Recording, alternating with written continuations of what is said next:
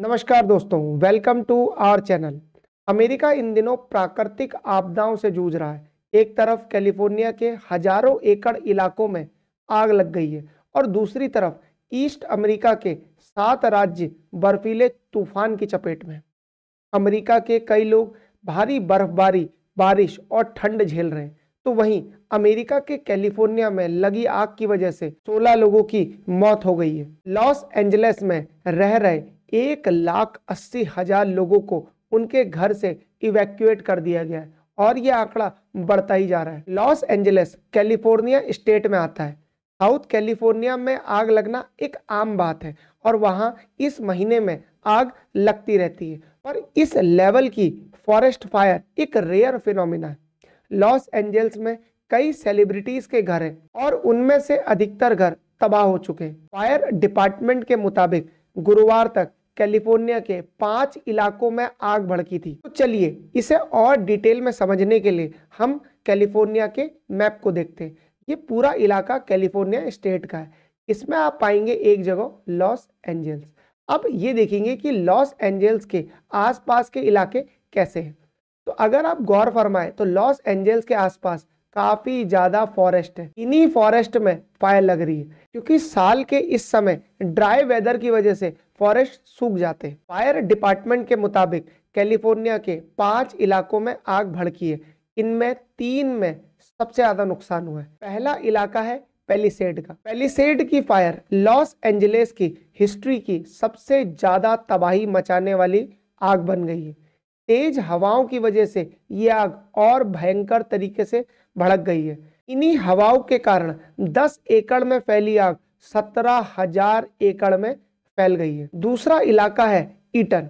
यहाँ पर 14,000 एकड़ इलाका जलकर खाक हो गया। हस्ट तीसरा इलाका है। यहाँ पर आग ने 855 एकड़ इलाके को जला डाला है। यहाँ फायर फाइटर को आग पर काबू पाने में कुछ हद तक सफलता मिली है। अन्य 2 इलाके लीडिया और केनेथ है। जंगल में लगी आग को कंट्रोल करना वैसे ही काफी चैलेंजिंग होता है। यूएसए में काफी तेज हवाओं के चलने से ये और भी ज्यादा मुश्किल हो गया।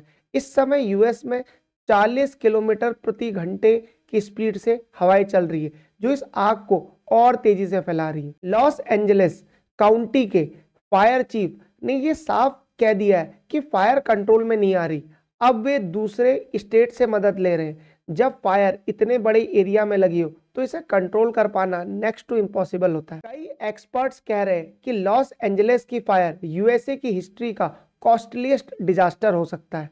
इसकी कॉस्ट 150 बिलियन डॉलर तक जा सकती है और डर है कि ये कॉस्ट अभी और भी बढ़ सकती है क्योंकि फायर पर कंट्रोल अभी तक नहीं पाया गया। वेदर साइंटिस्ट ने भी ये चेतावनी दी है कि अभी और तेज हवाएं चल सकती है जो आग को और तेजी से भड़का सकती है और ये आग कई अन्य इलाकों में काफी तेजी से फैल सकती है। कई जगहों पर सड़कों को खोदा जा रहा है ताकि गैस सप्लाई को रोका जा सके क्योंकि कुछ जगहों पर गैस लीक होने से आग भीषण रूप ले चुकी है। अब ये समझ लेते हैं कि आग इतनी तेजी से क्यों फैली। देखिए इसके कई कारण हैं।